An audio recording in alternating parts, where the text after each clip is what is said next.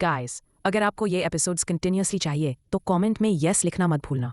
सच बोलूं तो व्यूज़ इतने कम आ रहे हैं कि कभी कभी वीडियो डालने का मन ही नहीं करता, पर आप लोगों का सपोर्ट ही मेरा मोटिवेशन है। ना देर किए आज की वीडियो को शुरू हुआ। योग ने उसे विनम्रता से याद दिलाया, जाहिर है ये तभी होगा जब तुम यह सब अपने आप संभालने में सक्षम हो।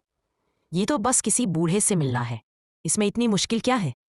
और सेक्रेटरी गांव को वापस जीतने के बारे में क्या ख्याल है? हुआ योग ने पलटकर कहा, तुम्हें इस बारे में भी इतना भरोसा है? शेन वेनलैंग को चुप होते देख उस कमबख्त एनिग्मा ने, जो प्यार में बहुत माहिर था, तुरंत उसकी दुखती रग पर फिर से पैर रख दिया। अगर तुम्हें सच में इतना यकीन है तो तुमने मुझे फोन ही क्यों किया? वेनलैंग, जब बात भावनाओं की आती है तो लोग खुद को धोखा नहीं दे सकते। इस मामले में आपको हमेशा वही नुकसान उठाना पड़ता है। सच कहूं तो अगर आपने मेरी बात पहले ही मान ली होती और सचित गांव को मनाने की कोशिश की होती तो बात यहां तक नहीं पहुंचती। शेन वेनलैंग के पास कोई जवाब नहीं था। वह काफी देर तक चुप रहा और फिर उदास होकर पूछा, तुम्हें क्या लगता है गांव तू कहाँ होगा? क्या तुम्हें लगता है वह वापस आएगा? वह वापस आएगा या नहीं मैं पक्के तौर पर नहीं कह सकता।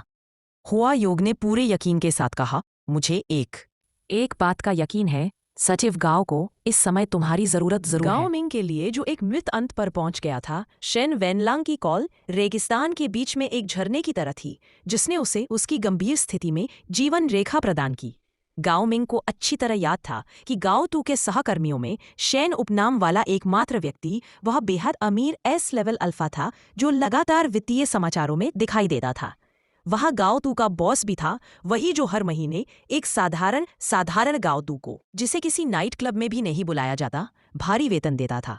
जब तक वह इस मोटे रसीले जीवन रक्षक तिनके से चिपका रह सकता है, वह जियांग हू में जरूर रह पाएगा।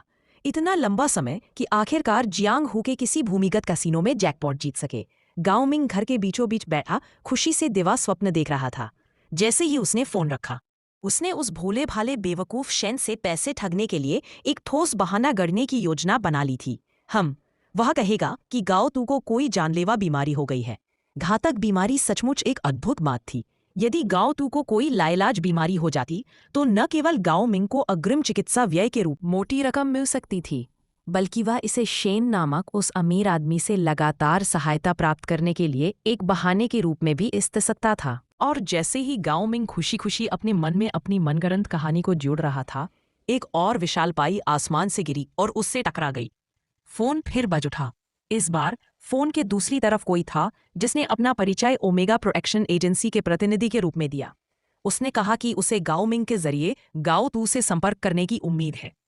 गांव मिंग को चुप होते देख दूसरी तरफ से व्यक्ति ने जल्दी से कहा, मामला कुछ यूं है श्री गांव, एक डॉक्टर हैं जो श्री गांव तू का लंबे समय से इलाज कर रहे थे, लेकिन हाल ही में उनसे उनका संपर्क टूट गया। डॉक्टर बहुत चिंतित थे और उन्हें श्री गांव तू का गहरा प्रभाव पड़ा था, इसलिए उन्होंने पुलिस में रिपोर्ट दर्ज कराई। श्री गांव तू की हालत बेहद गंभीर है। गंभीर फेरोमोन असंतुलन विकार से पीड़ित होने के कारण उन्हें बिना चिकित्सकीय देखरेख के गर्भवती नहीं होना चाहिए। गर्भवती? हाँ। स्टाफ सदस्य गांव मिंग के स्वर में तीखे संदेह को बिल्कुल भी नजरअंदाज कर रहा था और अपनी बात जारी रखी। डॉक्टर और पुलिस से मिली जानकारी के अनुसार श्री गाओपू फिलहाल अविवाहित हैं और किसी साथी के साथ नहीं रहे। यह सही है, कर्मचारी ने चिंतित होकर कहा। इस तरह के मामले में निजी गोपनीयता का मामला शामिल होता है और सामान्य परिस्थितियों में हम परिवार को सूचित नहीं करते, लेकिन स्थिति गंभीर है। ओमेगा प्रोटेक्शन एजेंसी होने के नाते हमारी जिम्मेदारी है कि हम मामले को अंत तक देखें। ओमेगा? तुम कह रहे हो कि गाओतू एक ओमेगा है? फोन पर दूसरी तरफ स्टाफ सदस्य क्षण भर के लिए स्तब्ध रह गया और उलझन में पूछा, हाँ, उसके पिता होने के नाते क्या आपको इसकी जानकारी नहीं है? नहीं, गाओ मिंग हंसते हुए बोला, मुझे अच्छी तरह पता है। मुझे बस इस बात पर हैरानी है कि वह इतनी आसानी से गर्भवती हो गया। तुम्हें पता है, मैं हमेशा से अपने बच्चों की परवरिश में बहुत सख्त रही हूँ। उसे ऐसा कभी नहीं करना चाहिए।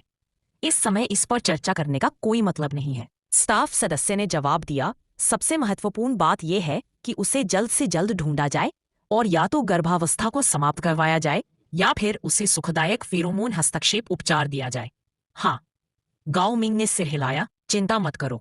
जिम्मेदार पिता होने के नाते मैं तुरंत उससे संपर्क करूंगा और उसके साथ मिलकर पता लगाऊंगा कि उसके पेट में पल रहा बच्चा आखिर कहाँ से आया है। गाओ मिंग के स्वर में कुछ बेचैनी थी और हालांकि दूसरी तरफ के कर्मचारियों को यह अजीब लगा, फिर भी उन्होंने ज्यादा जोर नहीं दिया। उन्होंने बस इतना कहा, परिवार का सहयोग मिलना अच्छी बात है। हम जो कुछ भी कर रहे हैं वह ओमेगा के कानूनी अधिकारों और व्यक्तिगत सुरक्षा को बनाए रखने के लिए है। बिल्कुल, गाओ मिंग ने उत्तर दिया। नाजुक ओमेगा को उचित सुरक्षा और उपचार की आवश्यकता होती है। धन्यवाद। उसने अपना फोन कसकर पकड़ लिया और उस कर्मचारी से बार बार बढ़ा चढ़ाकर माफी मांगने लगा जिसने अभी अभी उसे बताई थी। लेकिन उसकी बड़ी बड़ी आंखों में लाल रंग की चमकीली धारियां उभरने लगी, रक्त से नसें फूलने लगी। धिक्कार है, जिसने गाओ तू को दिया था, उसने इतने सालों तक उससे ये बात छिपाने की हिम्मत की थी। यदि उसे पहले पता होता कि गाओ तू एक ओमेगा है जो उत्तेजना में आ जाता है, तो वह बहुत पहले ही उससे पैसे कमाने के कई तरीके खोज लेता। सच कहें तो कौन सा साधारण अल्फा एक उच्च स्तरीय वेश्या का स्वाद नहीं लेना चाहेगा जो अक्सर कुलीन मंडलियों में सुपर अमीर एस लेवल अल्फा की सेवा करती हो और जिस शिक्षा भी अच्छी हो।